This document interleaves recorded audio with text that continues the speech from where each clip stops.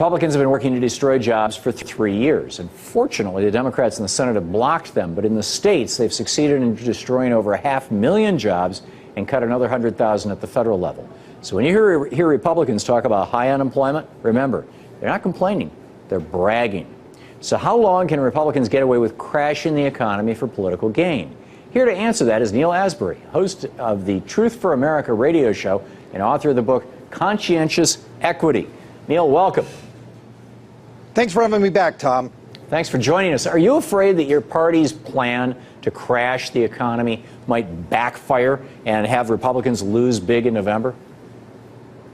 Well, Thom, it's not the Republicans that's doing this. It's America's job creators are already looking past this president. It's the entrepreneurs, it's the small businesses that create 70% of all new jobs over this last decade. It has nothing to do with the Republicans in the House or the Senate. It's America's job creators has already passed a verdict on President Obama, and they don't like what they see. They're looking to November. They have been creating jobs steadily for 24 straight months, Neal. But my question is, when Reagan came into office, he hired people like crazy. When Bush Sr. came into office, he hired at the federal level. They hired people like crazy. When Bush Jr. came into office, he hired millions of government employees. Obama has lost 600,000 employees.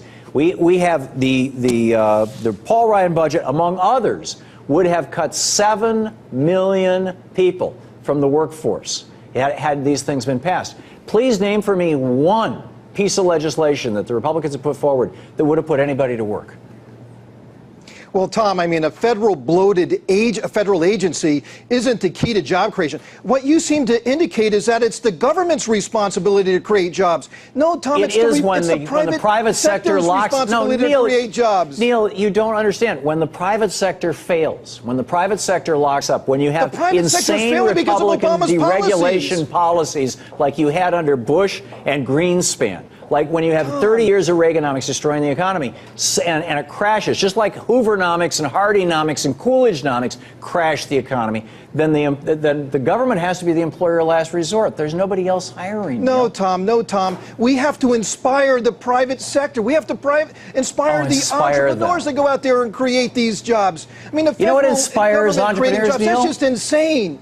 You know what inspires entrepreneurs? It's Obama's policies of high taxes, high energy costs, high deficits, Obama cut the taxes, rise of cronyism. Obama cut taxes. Obama. First, apparently, the Republican strategy is going to be to just BS your way into November. Obama cut taxes, the biggest tax cut on the middle class in the history of the United States. He has increased oil drilling. You say you're trying to blame high gasoline prices on him. There's actually more gasoline now than there was in 1997. He wants our gas prices the same as Europe. That's his own Secretary of Energy said that.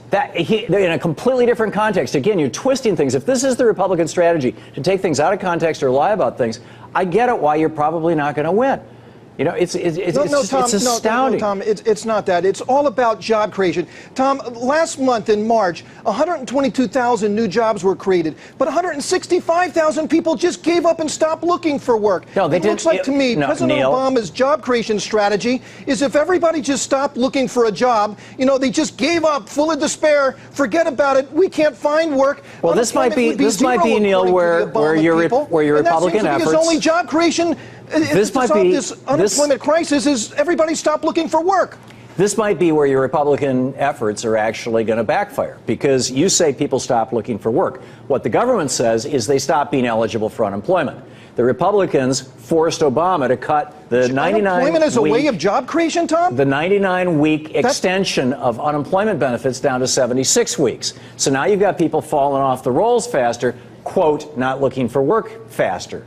And so those numbers are going down. Well, let's train people, like you said at the beginning of your segment. But my point that I keep trying to get in here, Neal, my point is that what inspires entrepreneurs and any business is demand.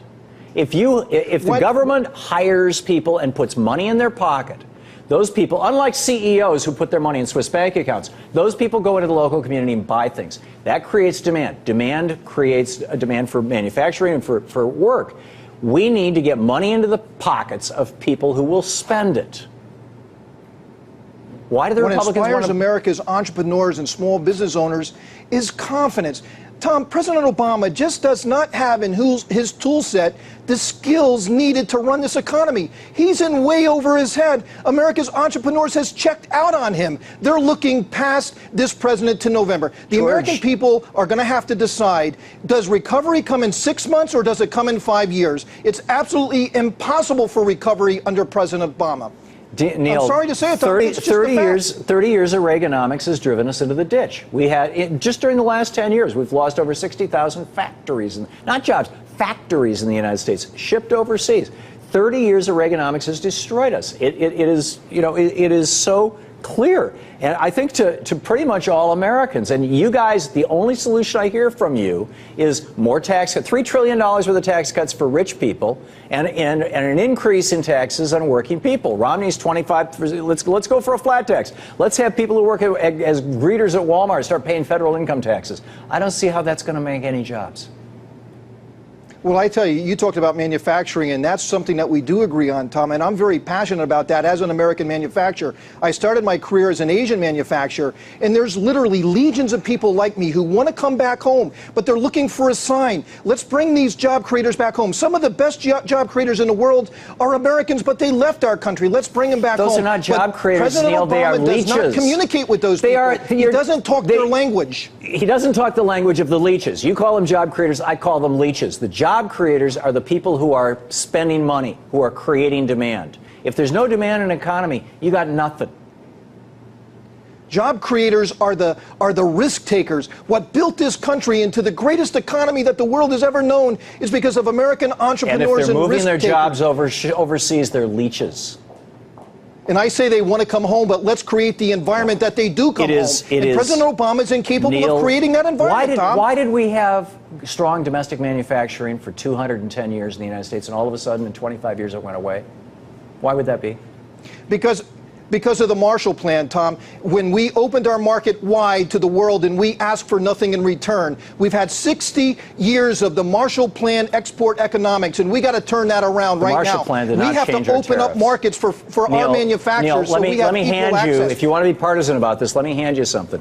First of all, look at 1793. Alexander Hamilton. Fair and balanced. 1793, George Washington administration. Alexander Hamilton put into place tariffs. They stood until the Clinton administration. That's when it fell apart, when we joined NAFTA, GATT, and the WTO. And it's been all downhill ever since. But that was something that was championed by Reagan, that was championed by Bush Sr., and was championed by Clinton. And it was crazy. And we've got to undo it. Well, Thom, you get the last sentence. We got 10 seconds, Neal. It's not to go put our head in the sand. We have nothing to fear about the world economy if we're allowed to export our products as freely as they can export to our country. There's where this whole thing breaks down. Give me access to foreign markets, and we will create more jobs in this country. Good luck with that, Neal, because they're all protecting their markets, and we're not. Neal Asbury, thanks a lot for being with us. A leadership with a vision, and President Obama. In defense of our trickle-down austerity agenda, conservatives are the first to argue that without massive budget cuts, the United States will end up like Greece in a debt crisis. But actually, it's the exact opposite. If conservatives win big in November and are successful in pushing through their trickle-down austerity agenda, then the United States will be like Greece, gripped by economic turmoil, social unrest, and exploding suicide rates. If what happens in every other nation where Republican trickle-down austerity takes hold, then it'll happen here, too, if we give Paul Ryan and the Republicans what they want.